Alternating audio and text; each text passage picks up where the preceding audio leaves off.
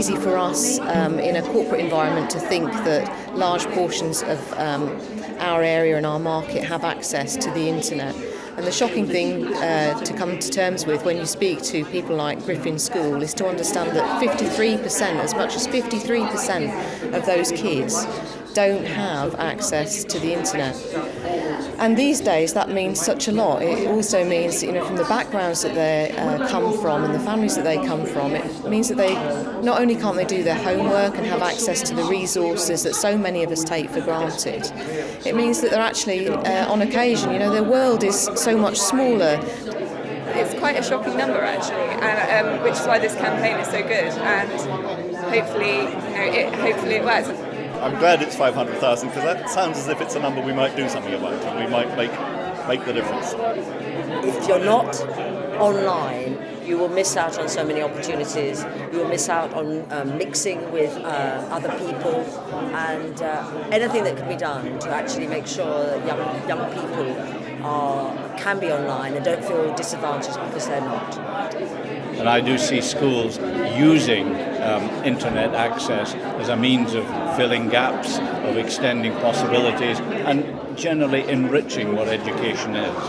And it's making sure that every child has potential access to online facilities, because that's the world in which they'll grow up, that's the world in which they'll be looking for jobs. And if they don't learn that early on in their life, then they'll be 2 steps behind everybody else, and that's bad. Well, the internet is all pervasive and it gives access to so many learning opportunities and life experiences. And if I look at my kids and how they've been learning compared to how I learned, it's definitely the future. So to have any opportunity for excluded children to get online, to experience that in a level playing field way is really, really important. And we know that that's going to help their life chances, help them get out of poverty, help them get jobs, help them develop new skills, and actually help all kids to thrive and survive in the future. We can see that the World Wide Web is providing a huge amount of information and educational content to children. People have access to that 24/7 because that's very much what access is around now, that 24 access ability to be able to learn and to research. And if you haven't got that, you really are at a disadvantage. Digital skills compound all those other inequalities that we have for children in our society, and therefore making sure that they have access to the internet at home puts them on a level playing field. I think the most important thing schools need to be doing is identifying within the school, and it can be at any level in the school, those people, teachers, members of staff, who are prepared to drive this agenda. I think schools have to face up to the fact that there are kids in their school who don't have internet access, and they also need to face up to the fact that some of the parents in those households don't have the skills either. So I think there needs to be a real pincer movement. I think it's a wider thing than just the schools themselves. Obviously there is a certain amount of funding available. It's getting involved with the internet service providers as well that are local to them, and having a mass. Housing associations are a great key to get involved in it too.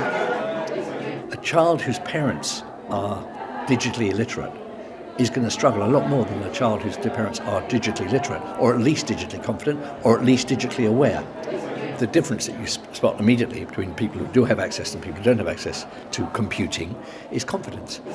Keeping up to date and being able to research is fundamental to my homework, really. And I can't imagine a single student who doesn't use the internet. I can't imagine any teachers either who can't get the resources they need. If you don't get the opportunity to learn this language, the digital language, the language of the digital world, you are effectively, in 21st century terms, illiterate. And I've met young people, 16, 17 years of age, who have left school who don't know how to search the internet. They don't know what searching the internet means. They don't know how to send an email. They don't know what it really means. So how are they ever going to get a job, really?